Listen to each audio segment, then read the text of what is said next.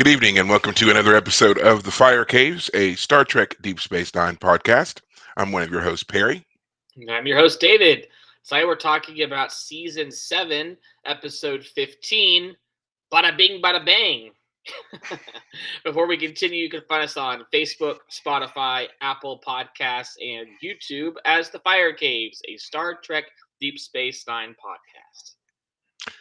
That is correct. And as I say every single week, you should find us and follow us because we're great, we're awesome, we're a good time, and we are not apologizing for anything this week. So we're trying to move ahead of all of that. Okay.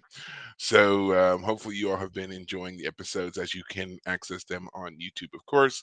And I've already told you ample times about the issues with the streaming, which we are addressing. So moving on.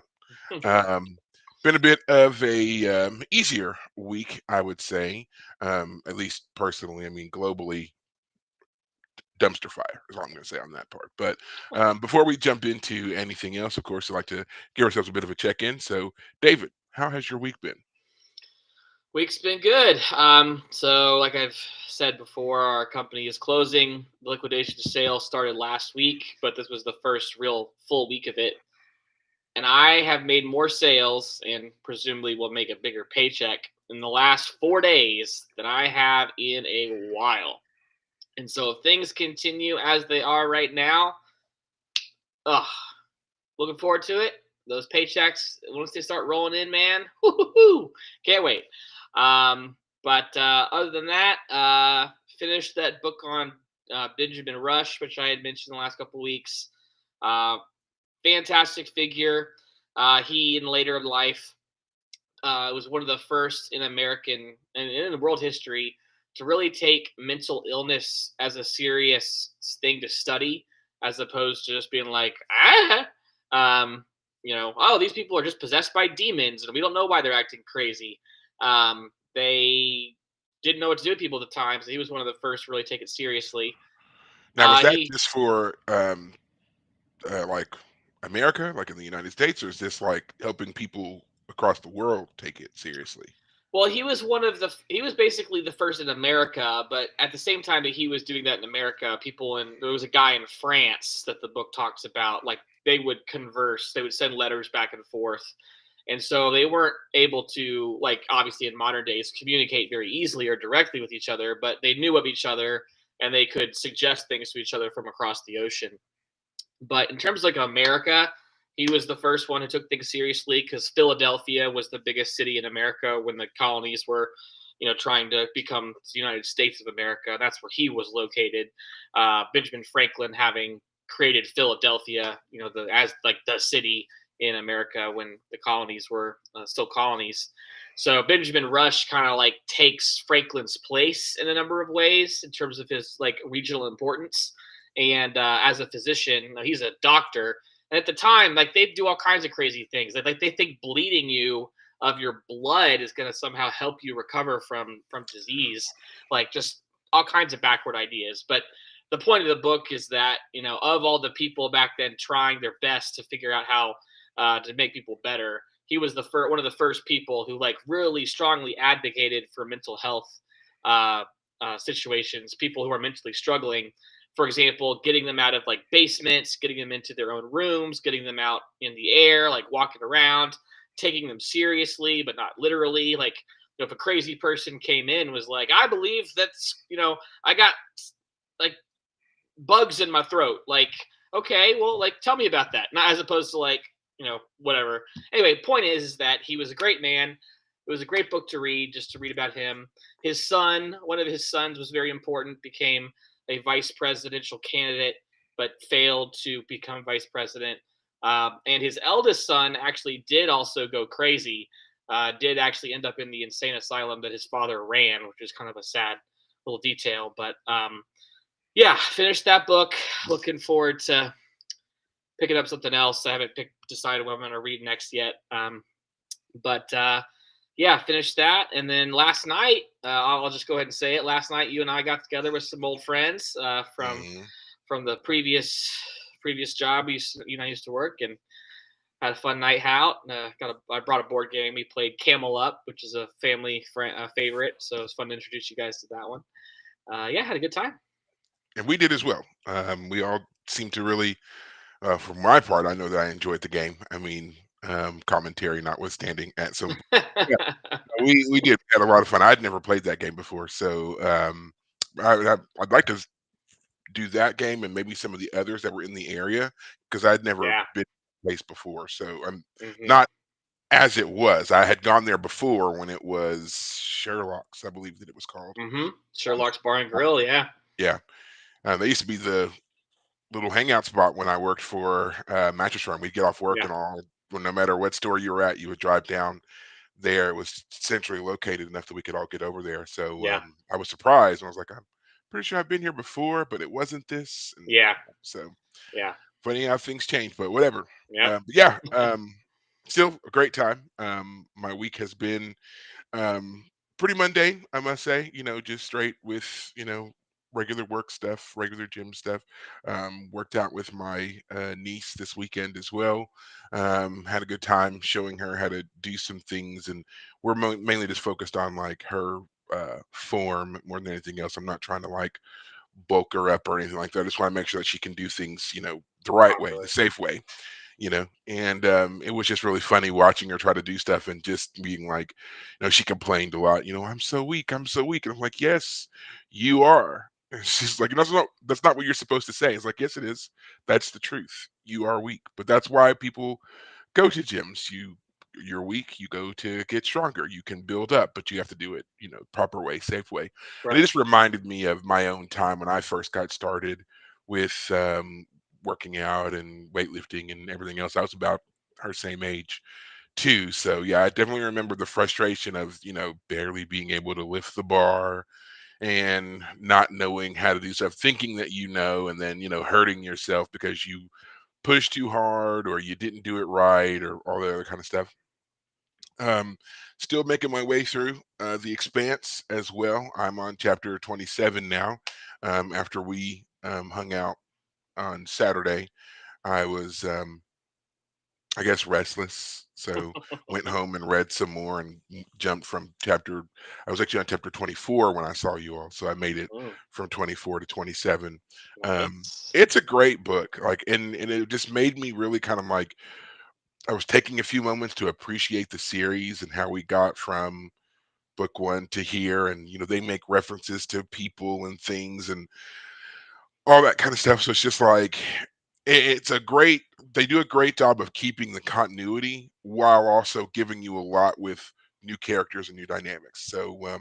really enjoying the series. And of course I am also reading my Father's Day gift as well, the comic book run where we find out what Cisco was up to after Deep Space Nine. So that's all I'm going to say because I Mm. don't want to spoil it because David has not seen this show all the way through.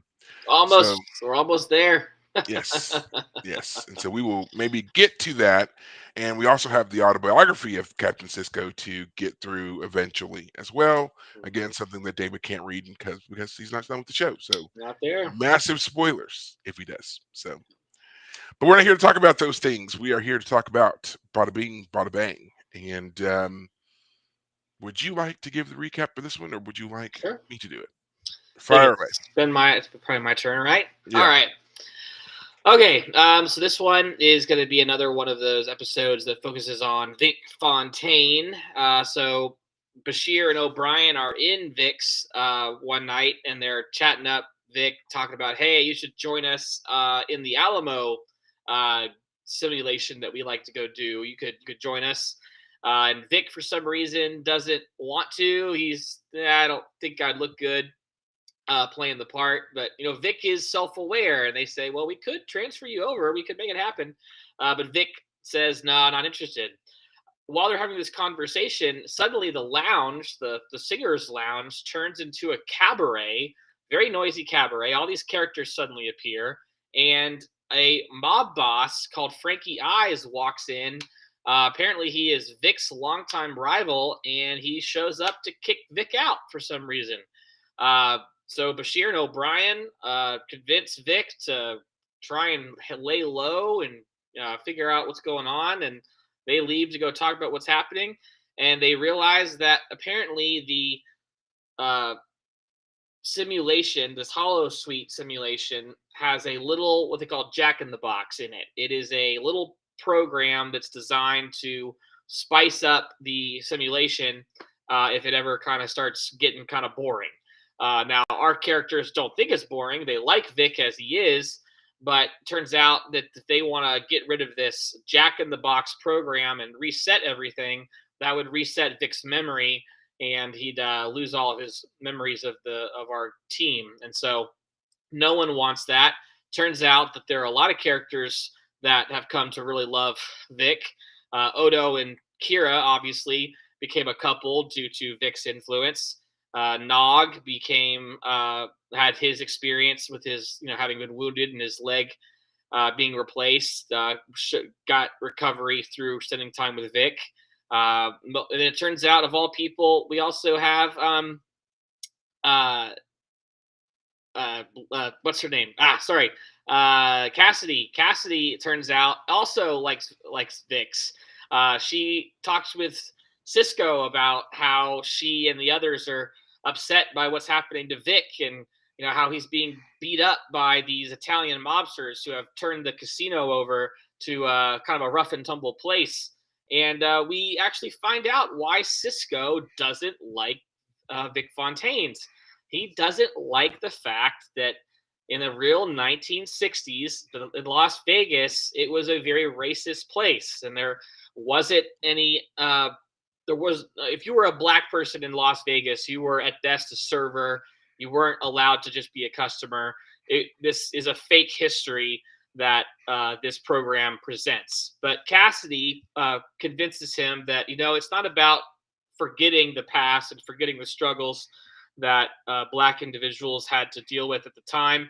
It's about living. It's about enjoying a time as it should and could have been, and to forget some of those darker times in order to enjoy them as they should have been enjoyed.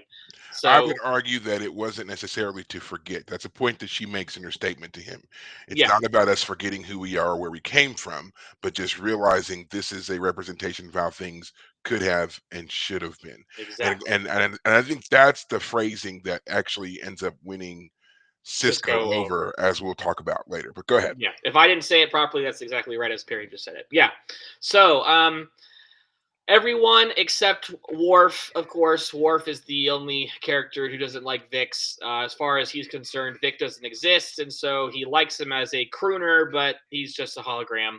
But it turns out everyone else except Quark and Morn and unfortunately, we don't have Rom show up, but Rom could have shown up because he does like Vic. But anyway, basically the entire crew and Cassidy want to help save Vic from his strange fate and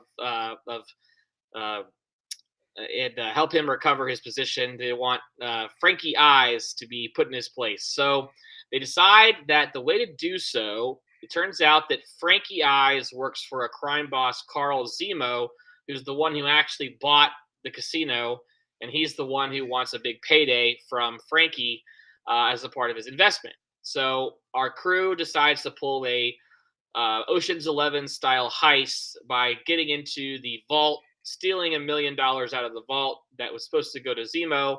And so when Zemo shows up, he'll punish Frankie, which should be enough to actually reset the program without causing Vix to lose his memory. They don't have to bring any guns in and do something drastic. They just got to pull this heist. Of course, the heist is very convoluted. So, for example, Kira becomes the quasi girlfriend of Frankie. Odo befriends Frankie's bodyguard and does some, strange movements because he's a changeling. Esri is a waitress. Cisco is now the high roller that Vic brings in to help distract everybody. Nog is going to crack the safe. Odo is going to basically create a suitcase out of his arm so they can get the money out. Cassidy is going to distract a guard. Bashir is going to drug one of the drinks so they can get another guard out of the room. And O'Brien is going to help distract one of the guards, etc. Everyone has a role. And then, of course, in the planning phase, everyone knows what they're going to do, how things are going to go. But during the actual event, things go wrong. The biggest thing going wrong is that turns out that the safe that Nog had tested on is not the same one he actually has to break. And so it takes him much longer than they originally expected for him to get into the safe. He does manage to do it, but it takes a little extra time, a little bit of smart on their toes thinking for the others to distract the our villains before they realize what's going on. It turns out that Zemo shows up early and wants Frankie to show him the safe and show him his money. So when Zemo gets to the safe and sees that it's empty, he of course kicks out Frankie and the others. But in so doing, uh, D triggers the Jack in the Box program, and everything is reset back to how it should be. And before the group leaves, Cisco and Vic go up on stage and do a little duet of "The Best Is Yet to Come," giving us a little bit of Cisco as or Avery Brooks as Cisco joining Vic or James Darren in a little crooning for our finale. So yeah, So yeah, that's essentially the episode that we're getting ready to get into with greater detail. Of course, I was just checking through some things here. Lots to unpack in this episode. Some great moments from something that really was, is off the path that the overarching plot of our show has been on, right. but still important, I think, because it helps to round out some characters as we move into those final parts of the show. Mhm. But again, first time viewer, David, what was your impression? What did you think of this one? Yeah, it's a fun one. I think Wikipedia kind of says the same. Most people think it's a fun episode. It has its place amongst the various Hollow Deck episodes out there. Yes. I do want to briefly say that at this point, it feels like we have been away from the Dominion conflict for a while. Yeah. It's been a while since we've seen any serious conflict there, and this episode I felt like it really was coming kind of clear because we've had. I mean, the last time we had a real conflict was the episode where Nog lost his leg, and we've already had Nog come back and then with Vic get recovery, and that was supposed to have taken several weeks, I think, in episode. It took him some time to recover. Yeah. And here we are back in VIX for another fun little episode, which is fine. I assume that the show is going to give us a climactic sort of buildup Yes. of episodes. Yes, For the as your mild spoiler, basically, we're gonna get to a point, I believe it's actually after the next episode, Sure. where now everything is nothing but Dominion. It's the march up to the end. So, Gotcha. I think the next episode is kind of like a preamble. Well, yeah, I think it kicks it off, but Right. then it gets real deep, hard hitting, so forth and so on. Every Right. bit after that. Gotcha. Um, so yeah, we're here. We're right on the cusp. But you're right. Yeah. This has We. been a long time coming, and Yeah. like I said, we've got to wrap certain things up for all players involved, and Gotcha. that's kind of what we're doing here. Yeah. Even Well, Vic like gets some of that. we've we've had Esri go visit family and do this, do that. Solve a murder mystery for crying out loud. Where's the Dominion conflict? But Yeah. anyway, yeah, this episode's fun. I like the character Vic Fontaine. I think they did a great job picking James Darren for the character because I think he does. I think he does a great job of presenting this character as someone who is just friendly all the time. The character is someone who everyone feels they connect with him because he's just so charming. He gives you that when he talks to you, he's talking to you kind of energy.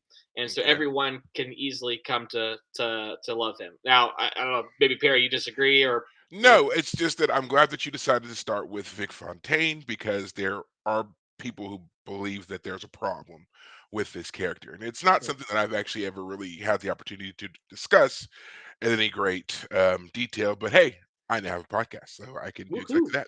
I just set Um, you up for yeah, you did. it. So the issue with Vic is just like you said, he's not your average run of the mill holodeck program. Now we've seen holograms before. Seen the crews from Next Generation in particular interact with holograms of varying degrees of success, of course. But the idea of a sentient holographic standalone character really did not come to fruition until Voyager, which was running concurrently with Deep Space Nine. They Mhm. overlap. I think it's season 4 of Deep Space Nine is when Voyager's pilot was dropped. So by this time in season 7, Voyager is now should be on season 3 of its show, Right. and there is the Emergency Medical Holographic Program on Voyager, the short EMH, also known as the Doctor, Right. who starts off as a very rudimentary program, but through the fact that he's their doctor, they don't have another one, he is constantly running. And because he's constantly running, he's getting all of this input and giving feedback, and his program is adjusting and adapting to all of that information. And gradually, you see this level of intelligence and sentience grow. And that does become a key issue on the show as to at what point the Doctor really achieves this kind of standalone sentience and should be honored and recognized as a full-fledged member of the crew versus being a computer program. Right. Um, the issue with Vic is that Vic starts out that way automatically. Like when we're first introduced to Vic, he Yeah. already knows he's a hologram. He Mhm. already can manipulate the system, Mhm. and as we see with he's dealing with Nog, if he wants to turn himself off, he can. And Right. and if he doesn't want to be on, he's not on, which apparently also would seem to indicate that he's got some kind of ability that even when quote unquote deactivated, he can still hear what's going on and see who's trying to activate his program. And if he doesn't want to be activated for that person, he doesn't have to be.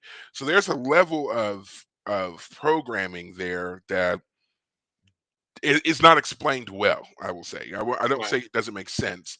It's not explained well as to what gives him that ability that no other hologram that we ever see has that level of control and understanding. Right. Um, so for some people early on, there was a lot of controversy surrounding this character because of things like that. The character didn't seem to make a whole lot of sense for how he was able to interact with everybody versus the trappings of the era that the character was in, which is the 60s, that Vegas vibe and so forth. So I've always found the character of Vic to be interesting. Some people think that he gave Deep Space Nine a bit more heart, a bit Mhm. more personality, something that they felt like the show may have been lacking on some level. I can kind of see that point, but I also feel like that's something that could have easily been achieved by maybe giving us a more focused storyline on the crew members who had families or were trying to establish families. Right.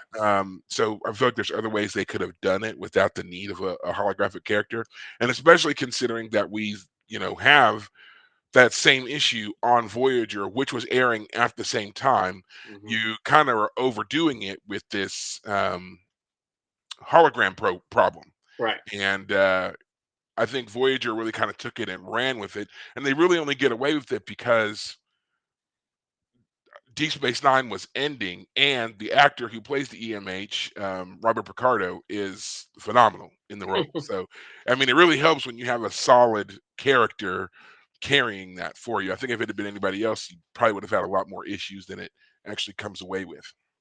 Right. So, as you said in this episode, we are dealing with this it's Vic's program, this Jack in the Box feature here, and all of the senior staff except for Worf and Cisco, of course, are um, in. They're instantly in. As soon as they hear there's a problem, they want to jump in and help out Vic. They all have their various reasons for doing so. The only person who I wasn't really sure of about their reason was Cassidy. I Yeah. don't recall ever really seeing her interact Yeah. This is the with first time we've seen her in a little bit. yeah.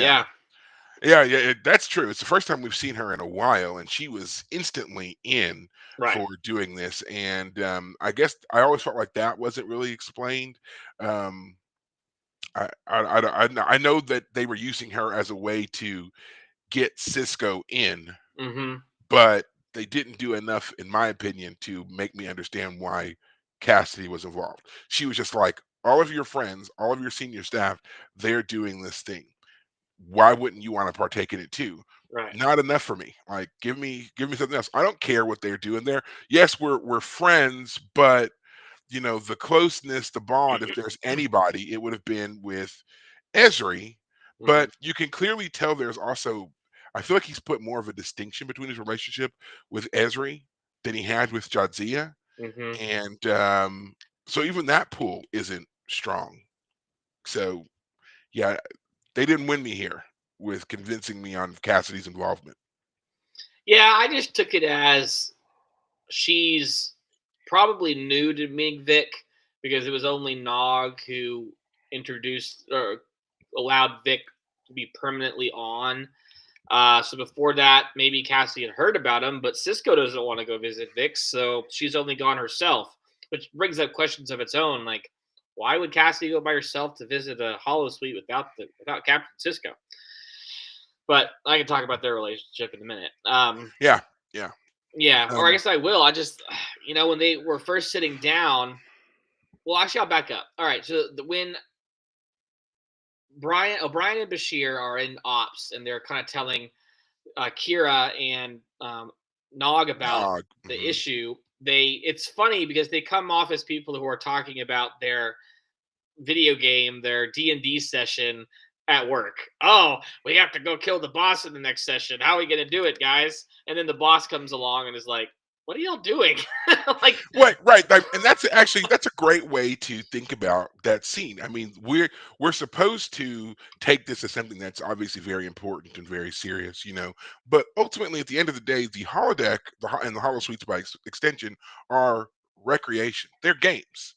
They're they're board games basically. It's the next generation of Dungeons and Dragons. And so so that's here you literally have, what yeah, O'Brien and Bashir do at the all they Alamo. do, right. Yeah, And so here you have these very serious jobs. You're in a time of war. You're not in your quarters or in the Replimat or in Quark's bar or any other place. You're in a very professional setting, and you're talking about the hiccup in the game that you play. And yeah, you've got the entire senior staff roped into it. And it's just like if you were sitting at your desk and you got a whole bunch of people listening to you regale them with the story of how you were just owning your crew at whatever game. All of a sudden, your boss pops out and it's like, "What are y'all doing? yeah. Get to work!" Like he's not being rude. He's right. It's like get to your stations. You're supposed to be doing real work, important jobs. And that's why I mentioned the whole like Dominion War thing. Like, if you have time to play your favorite D&D session and you got a whole campaign going since the last time you had an actual conflict, like I feel like your war is kind of on a back burner. Yeah, and I mean, So, and even then, even like later on, we see when they're all in VIX, and they're not just in the Hollow Suite program VIX, they're in the Hollow Suite program in VIX apartment, mhm, and mhm. they're all in their civilian clothes, sitting Yep, around eating pretzels with a chalkboard, drawing up plans yeah, when Cisco walks in. And I mean, you should have known because he was in, he had taken the time to put on civilian dress that he was going to be down for whatever was going on. But I love how even still there was like a little bit of like a question, some hesitation in their yeah. faces when he walks through the door because it's just like, yeah, you should all be at work. You're all lounging about here like you've got nothing to do. Yeah. Go do some real work. Go do Real something. quickly, this So briefly reminds me of that time when Dr. Bashir, he does the 007 style one, and like all of our characters get mixed up with like the act, like their actual bodies were portraying the characters. yeah, I forget Yeah. how that was supposed to have made So sense. that one was a transporter accident. The senior staff was on their way back from a conference, and then the shuttle was damaged. They were supposed to be beamed from the shuttle to ops, but there was a malfunction, and That their beamed them somehow to the programs, Hollow Suite. Yeah. because the holodeck programs operate independently of every other function on the station, and it was the Oh, only right. place big enough to house their forms Information. without breaking them down. So it incorporated them into the program because the program was running at the time, and Right. then their actual memories, personalities, and so forth were taking up all of the rest of the available computer space in the entire station. So they had to figure out a way to reintegrate the two, and which of course they do, and beam Bashir them has to onto the not yeah. kill everybody at the same Yeah, time. Bashir has to not kill everyone because if he kills them, then their programs will be erased Yeah, and they will really die. yeah. So, but that was an accident. That wasn't intentional. That wasn't Yes. anybody being like, "Oh, we have a day off. Let's go play in the Hollow Suite with Julian." No, it Yeah. was, yeah, I just love how it's another example of the Hollow Suites. This episode, I guess, being one, but that one in particular being an episode of like how messed up the Hollow Suites and how messed up replicators kind of are, or I'm sorry, the transporters kind of are. Like yeah. there's a lot of sci-fi questions we can create from It's that yeah, technology, it's cool fantasy tech that is never adequately explained, and something that as which is perfect. Star Like Trek goes on, it's yeah, explained just enough to leave enough mystery for fun stories. Yeah, yeah. Because as Star Trek as a brand, as a franchise continues, more of these stories come out and they come up with unique ways to, do whatever it is they're going to do, and it inadvertently begins to explain certain aspects of their said future science. And then you'll find various people who try to connect the dots and say what it can and can't do, and so forth. And those are always fun hmm reads when you've got an endless amount of time to spiral down that particular rabbit hole online. right. Don't recommend it for like 3 a.m. when you're supposed to be asleep because you got work in 5 hours or whatever it is, because that'll mess you up. But Right. yeah, Oh, I know what you're talking about. yeah, yeah, All right, so going back. Okay, yeah, so Cisco sees R4 and he's like, "Get back to work." And Worf says he's just a hollow suite. But when Cassidy's talking with him, he doesn't. I mean, the point of the scene is that he doesn't like the idea of Vix, and so he's negative about it.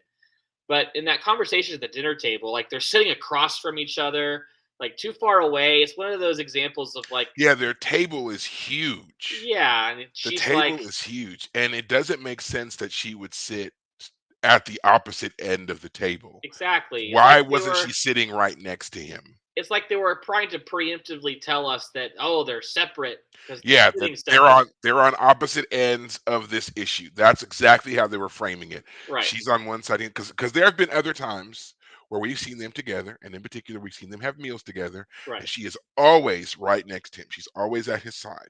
It's right, only when they are experiencing some kind of difficulty that they ever frame them as apart. And so, right. yeah, that And was it was just definitely so on the nose telling. for me that I was like, all right, guys, you could have done a little bit better. Like if they had been sitting next to each other and then she being like, I really love going to spend time at Vix. And like that's where the conversation could have started, as opposed to them sitting across from each other. Because the whole idea of Vix is you're supposed to be kind of personal and intimate and romantic. And her being, if she could have said, we've never been there, and I hear something's going wrong, and blah blah blah blah. They could have done that scene a little bit better. But I also don't like how Cisco is like, I don't want to talk about it. I've said what I said. I'm like, Well, he didn't necessarily say that. I was going to say for me, I don't like the way that Cassidy tried to push him on the issue because she brings up the situation with Vic, and now we know he'd already heard about it in Ops, and so we kind of already knew from that interaction in Ops that this was not something that Cisco really wanted to talk about. right, And so now here he is in his personal life, his personal setting, and it's being brought up again. And he doesn't dismiss her right away or anything like that. He's just like, "Oh, you're in on this Vic thing too." And she's like, "Yeah." And she's talking about what the situation is. And he's just like, "Yeah, that's not my thing." And she's like, "What's wrong with you?" And he's like, "There's nothing wrong with me. It's just not something that I want to do." right, That to me is the equivalent of you're sitting there and your significant other is telling you about Assassin's Creed. Let's just say, let's throw a game out there, Assassin's Creed. And she's all into it and she knows all the characters and the layouts and she's having a hard time with a particular game, whatever else. But for as much as she's talked about it and as much as you've seen her play it and everything else, you don't care at all about Assassin's Creed. right, Your favorite game is No Man's Sky. I don't know. But that's your favorite game. That is your go-to. That's the one that you've got countless hours logged on it. That is your game. You don't you don't like hers, but you're not going to disrespect it because that's her game. right. But do you want to hear about it once again for the bajillionth time. And it's not like you're sitting there trying to compete by talking to her about your game. You're just like, I would rather talk about anything else. And he even says that. He says, can we talk about something else? And then she gets mad. And True. then that becomes, and that's when he finally starts to shut her down about the Vic situation. And I Okay. did not like that. Well, yes. My whole point, though, to be very clear, I Yeah. agree with what you're saying. Is that scene for me kind of puts like I don't buy the relationship. Frankly, it's been however many seasons, and we see her pop up here, and oh, I like going to Vix. Well, I don't like Vix. Well, you should pay more attention. I don't want to talk about it anymore. I'm just like, if you guys haven't seen each other in however long, and you're supposed to be in love, I would even if Cisco doesn't like it, I would figure this is either a conversation they've already had, and like I just like if she needs to push him on it. Like I Hmm. know I've talked about this before, and I know it annoys you, but I No, really have no, something I no. want to say. He could I don't know. I just feel like his response was rough, and you're right. She pushes the issue. I just feel like that whole scene was a bit rough. Now, to be fair, the following scene where like she convinces him about the woulda coulda been, that was great. The great line, Yeah. great. I loved how Avery Brooks played Cisco with his book in his hand. Like when he's done talking at the end of the scene, like he closes the book and he's starting to like reflect on what she said. That was perfect. So if I had to get this seat at the dinner table to get that scene, I'll take it. I guess what I'm getting at is I feel like when you're supposed to be in a relationship with someone, you're supposed to be able to, even when you're upset, communicate it without losing your temper. And I feel like Cisco was kind of getting to that point, and maybe he has a reason to lose his temper. Don't get me wrong. No. It Yeah, I just felt understand. like this relationship just I just I think that your problem with the relationship is the framing of time because we don't get to see them consistently together. And we right, don't get to yes, see, and even when it's not consistent, we don't get to see them spending a lot of time just them together. yes, There's yes, always something else going on. There's always hundred some other percent, kind of yeah, backdrop. So it makes it seem like everything with them is very fresh, and yet they're dealing with these very kind of hot issues, and yeah. so That's they exactly right. require very strong takes, and we don't, as a viewer, you probably don't feel like we've sat with these characters enough to understand why they have such strong issues. Now, maybe And with Cisco, you could understand it because we have sat with Cisco more, but sure. we have certainly not done it with Cassidy, and certainly not with them as a couple. Well, I guess I think you're totally right about that. And I think part of the reason that is true that we haven't seen them together enough is because when the scene starts, she's got some pasta and she's like, "Oh, your grandfather would be very, or your father, excuse me, your father would be very pleased." And he says, "My father taught me everything I know," and it's kind of like this like flirty scene, but that seems like that would have been so long ago. Like this should be a normal Well, so dinner, right? so there you go. That's the take on relationships. Some people feel like even when you're in an established relationship, you should never lose that kind of Don't get me alluring, wrong. flirtatious nature with your I'm partner. just saying that flirtation would be early relationship flirtation. I feel like, I I mean, mean, maybe not. That's a I'll just say personal it this style way: choice. as characters who, I mean, if she runs a ship and she's gone for long periods of time, he's on the station. They only see each other, unfortunately, infrequently. It's just sad that I wish these two characters could have had more time together if they were in a I think relationship. ultimately that's what it comes down, Yeah. especially for you. I think that um you needed to see them more. You needed more episodes that featured, even if it was something simple like, we're dealing with another kind of crisis, but when he comes home from something, she's there. And Hmm. they just have a quick conversation and then he's out to do something else. Right. Or, again, in passing, she's getting ready to leave on her freighter run, whatever, and he makes a point to stop and say bye to her and maybe give her a gift or something like that. Just little things dropped into episodes to indicate their relationship is still ongoing Right. versus we go long stretches of seeing nothing, hearing nothing. And then all Right. of a sudden, boom, they're there. And it's like, there for a reason, though. Within two scenes, they're going to have a fight, basically. Yeah. And So now it seems like all you're seeing of them is conflict. Right. You're either not together or you're conflicted about something. Like, so Right. what's the deal here? Your Yeah. relationship doesn't seem to work, you Right. know? Right. So You're yeah, totally hitting it on on the head there for sure. But again, the scene where she talks to Cisco, and Cisco brings up like a great point. Like, I very don't great point. It's a very we valid point, and this is we the know that problem with he loves holodecks. history. He's a history Hmm. buff. He knows the times. He would be upset by the fact that that was not a healthy time. It was a racist time. So I totally love that he is authentic in as a character in that moment. Like that's the best. That's the great about the scene. He's authentic. She's authentic. She makes a great point. He again Avery Brooke plays Cisco brilliantly with how he's responding. I love that scene. Again, I would put up with everything before to get that scene again. Yeah. So Let's talk about that scene. Let's talk about what he says here. So in this scene, um, this is where Cisco is basically being confronted by Cassidy. She is now gone full on into the planning of this whatever to help out Vic, and she's telling Cisco about it, and he has his back to her the whole time. it's true. And he is just, and he's like, he's got a book that he was clearly reading. He kind of starts to then clutch the book, and he, at this point, he really does try to dismiss her. He's like, I can't believe you're involved with this. And she finally just asks him point blank, what's your problem? He's Right. like, you want to know what my problem is? And he Yeah. stands up and he tells her, my problem is 1962 Vegas. Black people were not allowed there. We could be entertainers, perhaps, or definitely janitors or waiters or busboys, but we weren't just customers. We weren't just hanging out and shooting craps and hobnobbing and rubbing elbows with the fancy elite or anything like that. That wasn't a thing for us. And for you to go to this program and pretend that it was this great thing is a betrayal. Our ancestors went through a horrible thing, and you're eliminating it. You're You're not role you're not a playing literally right. the You are role playing the revolution. As they right. You are erasing the struggle. He says the civil rights movement was in its infancy then. And here you are all these years later, and you're acting like, it didn't happen.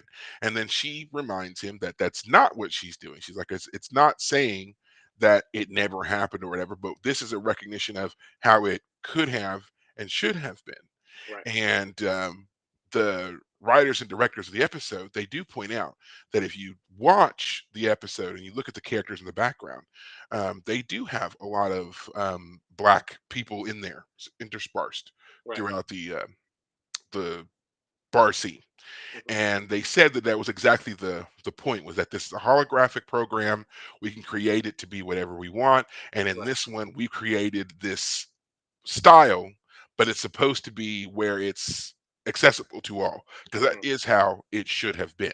Right. So, and they said, but they wanted to make sure they had something that acknowledged that, because they didn't want people who were more historically minded to nitpick the scene to death, nor did they want people to have an issue with when Avery Brooke, when Cisco finally came around to Uh-huh. helping everybody out. They didn't want that to seem false or generic. Because, like you said, Cisco is very much aware of history and his personal history, his family's history, and it would just not be right for a character of that magnitude to just gloss over that and not Right. do something to acknowledge that there's a thing here. And so that's why they created the scene, which of Right. course Avery Brooks delivers expertly. Yeah. Is I the one critique I have of Cisco only as a character is that I mean, they didn't have Ferengi and they didn't have Bajorans and they didn't have changelings like Odo there either. And every time any character goes in there, they're never treated as odd or out of place. So that on that one, I'm gonna only remind you that when you are in control of the holodeck characters respond to you as kind of like a vague human or whatever the thing is. Right. That's already been pointed out in Next Generation, like Well, when we my had that point is episode that with if the Hollow Suite acts as if everybody I guess it doesn't necessarily solve Cisco's problem. no. If the Hollow Suite is acting as if everybody is belongs, and the truth is that not everyone did belong, it doesn't matter that you're a Klingon or a Romulan or whatever. When you show up in there, it's when you show up as a black person and it pretends that, oh, you're just like everybody else. When the history is not that. Not even that you weren't just an alien, but treated as alien. In truth. Okay, so Well, yeah, so never again, mind. Okay. yeah, and the point I was just trying to make about the holodeck programs themselves, they're programmed to identify you as whatever the basis of your character is. So like, and what I mean by that is like, remember on Next Generation when they would do the Sherlock Holmes Hmm. stories. Hmm. Clearly, Geordi and Data were not Holmes and Watson, Right. but the characters were programmed to identify them as As if such. they were. Yeah. And it wasn't until Moriarty started to malfunction that he was like, I know that you're Sherlock Holmes, but I also know that you're not Sherlock Holmes. And I know you're Watson, but I also know you're not Watson. So like there's a clear line in the program that makes you recognize whomever is in there as one thing. And unless something happens, they're only going to see you that way. So Odo could go in there and be a changeling, whatever, but they're only going to look at him as a human who can do a crazy magic trick, Yeah. you know. And Dax, she's not immediately identified as an alien. She's just a quirky, cute chick who's got Yeah. weird tattoos. She it looks like they gave her like more when she had her like little waitress dress on. Like they gave her spots seemed to be more than normal. Or am I wrong? It's just we don't usually see her You're shoulders, I just, guess. yeah, you just don't really see her. Jadzia already proved a long time ago that the spots go all the way down. Well, sure. I Yeah. just meant like they look like not just right here and on your shoulders a little bit, but like full on leopard Oh, right spots down. down into even Oh, down I didn't here. I didn't notice that here. Maybe it was just I It don't know. seemed like I there have to go was like back and she had enhanced her look a bit, but I might just she never I'd really have to normally has her I shirt I off didn't like that. yeah, I mean, we never see her that way, A so I don't jacket know, off is but the proper term, yeah, not shirt. Yeah, yeah. yeah, yeah. Everything else though about this episode is just fun, quirky stuff. Oh, I gotta Yeah. say that Nana Visitor, she looks fantastic. She was Sh playing her femme fatale part to the nines. She looked great. We already knew she could play sultry, but this is the first time we actually like. She wasn't just some weird dominatrix style from the mirror universe. Mhm. We already knew she was a beautiful woman and a great actress in her right, but she gets to play up that femme fatale role And to she the got to to the nines. expand that sexy woman uniform a bit, or wardrobe, I should say, a bit, because before we'd only ever saw her in the red dress, and she's worn that red dress a couple times now, which Mhm. I always found pretty funny because the first time we ever really see her in said red dress, it wasn't technically Kira, it was the The holographic program of yeah, it's Kira true. that sings to Odo, Odo when he's on the piano. So yeah, we yes. didn't, so that's not technically her dress. And so the fact that we see her in it a couple of times means that at some point she had to become aware that she had been represented in said dress, realized she liked the dress, and then had an actual dress made for her to look like that. Mhm. But then we see her in, I think she wears like a black dress in this one and a green dress as well. And yeah, you're right. I mean, she looks great. She looked great throughout the entire episode. I think they Right. did a great job with her, and her being instead of her being the leading the charge on the fight or whatever, she's the enticing femme distraction, you know.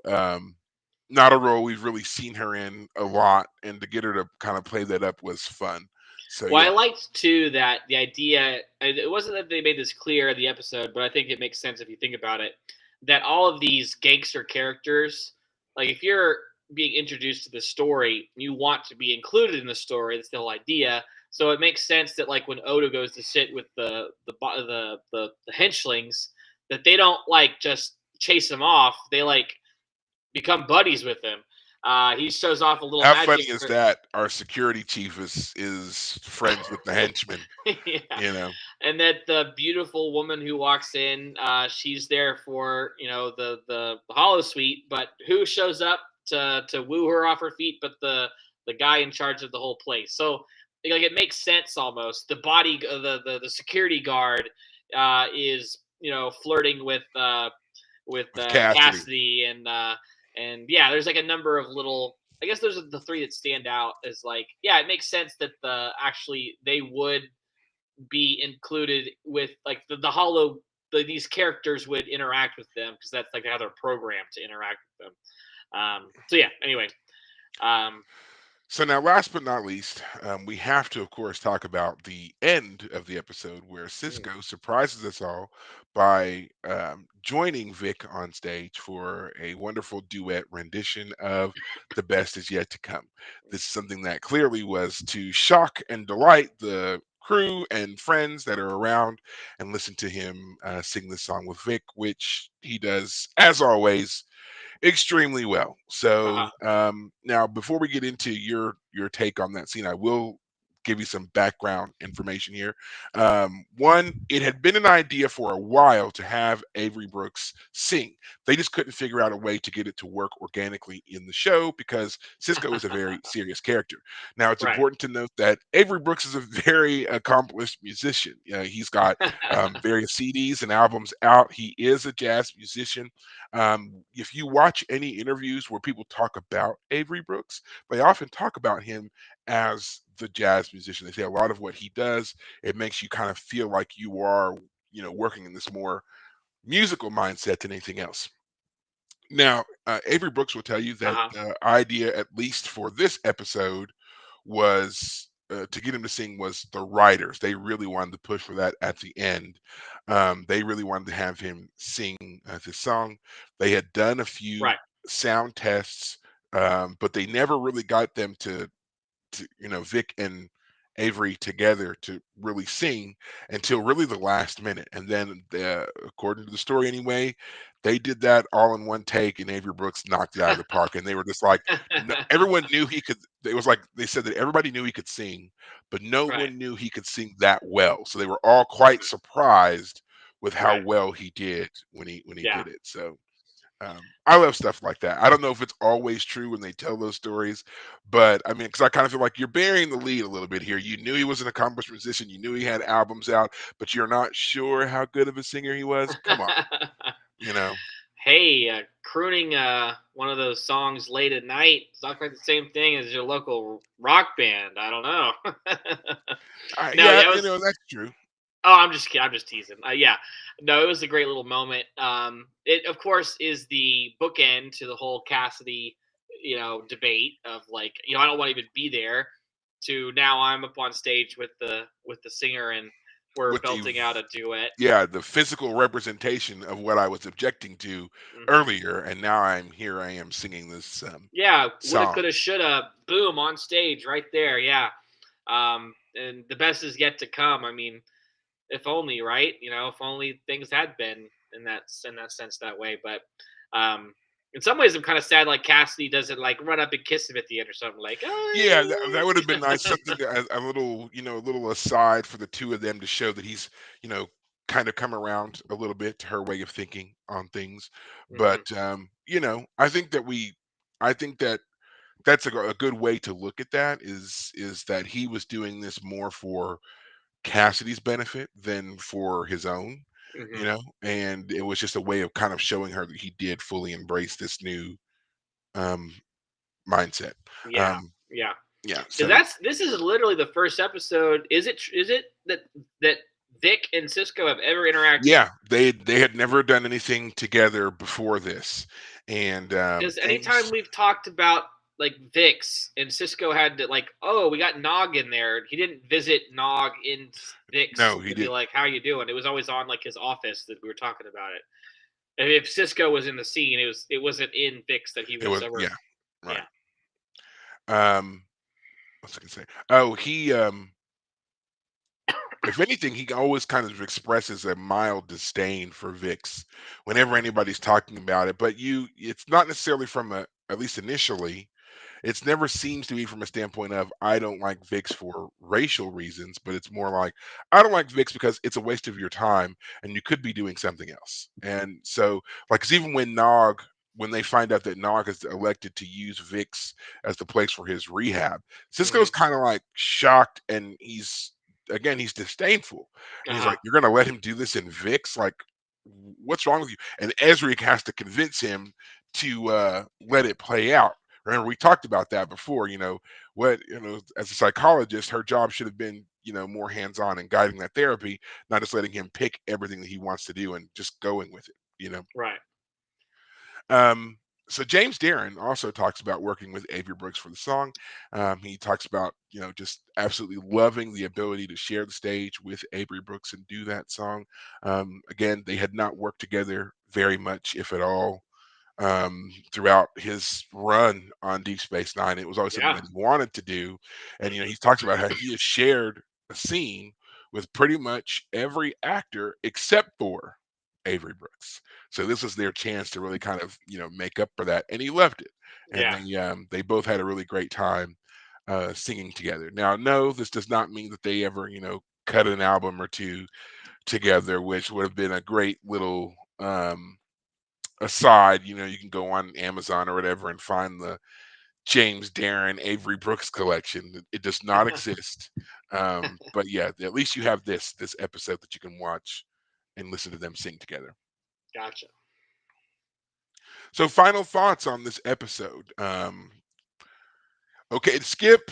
Always watch it when it comes up. Oh no, watch it. I mean, it's not, as I've just been insinuating, it's not part of like an essential watching Dominion War, blah. But as a fun episode, as an enjoyable episode, yeah, fun.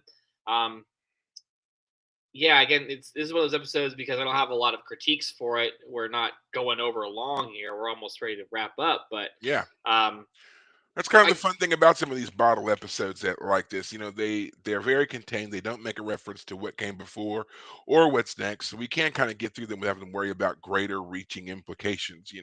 But yeah, yeah. I guess one final little comment. It was fun to see our cast slow walking in their Las Vegas outfits on the promenade as they walk through Quark's, and Quark is like, "There's something going on." Fun to have them kind of do a slow motion walk, and then that final pan down the bar as the bad guys are being slow mo walked out. And then I realized just now as I was looking it up, the 2001 remake Ocean's 11 obviously came out after this, but everything about this episode reminded me about that movie. But of course, that's based on the original Ocean's 11. yes, So it's funny to see how inspiring that original film is. I've never seen that the original Ocean's 11 all the way through. I've seen like clips of it because, of course, way back in the day, movies like that were a little slow. yeah. I've uh, never even attempted to watch it. I've watched movies from that era, and yeah, the pacing on them, man, is brutal. yeah. I guess I'm just very much affected by the era that I grew up in because I can't Uh-huh. watch those things. I'm just like, when are you going to get to the point Yeah. already? you know Yeah. but Yeah. yeah, I've seen the remakes, Hmm. and those are always a lot of fun. They Yeah. kind of get outrageous towards the end of their run with Oceans, what is it, 12, 13, 14, I forget what number We did it they 13, and then stopped at. they went back and did Ocean's 8 with what's her face instead. So really quick, because I do this every time, the very first Oceans movie, was Mhm. that Oceans 11? Yeah, it goes 11, 12, 13. That's George Clooney and Brad Pitt and Matt Yeah, and Damon, then it and jumps back and they do Oceans 8. which has what's her name? Hold on. I'm just trying to keep track of the numbers, and I don't understand the discrepancy. If it started at Ocean's 11 and then it Mhm. went to 13, then they jumped back to Ocean's 8. Where are 9 and 10? They haven't done that. So Ocean's 8 is a sequel to 11, 12, 13, but Ocean's 8 is the all-girl version. Sandra Bullock and Yeah. Kate Blanchett. Sandra Bullock's character is supposed to be the sister of George Clooney's character, even though George Clooney's Danny Ocean never appears on film. She like goes to a like a casket with his name on it, and she like seems to insinuate that he's not actually dead, like he just faked his death or something. And then Kate Blanchett is supposed to be the Brad Pitt character, but it's a all girl version of the Ocean's franchise. However, I have to say Ocean's 13 is probably my favorite because that was the one I think I saw first as a kid, or at least remember seeing. And Al Pacino is the villain, and he's fantastic. I'm gonna hit you like a goddamn hammer. I'm gonna slice like a goddamn. I think that's what he said. I'm gonna slice like a goddamn hammer, which is what is a great. It's a great line, especially as a kid. Whenever you're a kid and you like start collecting great lines, that's one that I always love. So. Start collecting cuss words. Sounds like. Yeah, that too. That too. Excuse me for the listening audience, but yeah, That's that okay. We're series all is adults great. here. Ocean's 12 is the black sheep of that trilogy because they instead of knocking off the casino, they have to pay off the villain from the first film because he catches Yes, them, and I remember that. Yeah. they have to go to Europe to pull some heists, and it gets really weird. And the final heist is actually not a heist; like they juke the audience, and it turns out it's just not as fun. 11 and Yeah. 13 are the really good ones. So. Um, but they never did any sequel to 8, at least not yet. So Well, I mean, they just for my sake, they need to fill in those numbers. That just doesn't make any sense to me. I don't like that at all. yeah. So yeah, I need Oceans 9 and 10 to complete the run, and then they can shut Mhm, up about it. mhm, mhm. But yeah. Well, I think that will do it for us on this episode. We wrapped this one up quite quickly. We did not have any overage, major overage anyway. Mhm. Um, Next week we'll obviously be back. I'm not sure what episode it is that comes next. Isn't it Inter Armin Sealet Legis or something like that? It's called. Yeah, I don't know how to say it, but yeah, that Latiny Yeah, title. Yeah. yeah. So that's an interesting episode. It's a return of Admiral Ross, and we actually get to see Voyager, but not Voyager. So that'll be Mhm. fun. So we'll get to talk about all that next time. Lovely. So no new Trek updates or anything like that. We've already kind of covered all that stuff. So tune in with us next week, guys. And until then, take care of yourselves. Thanks, guys.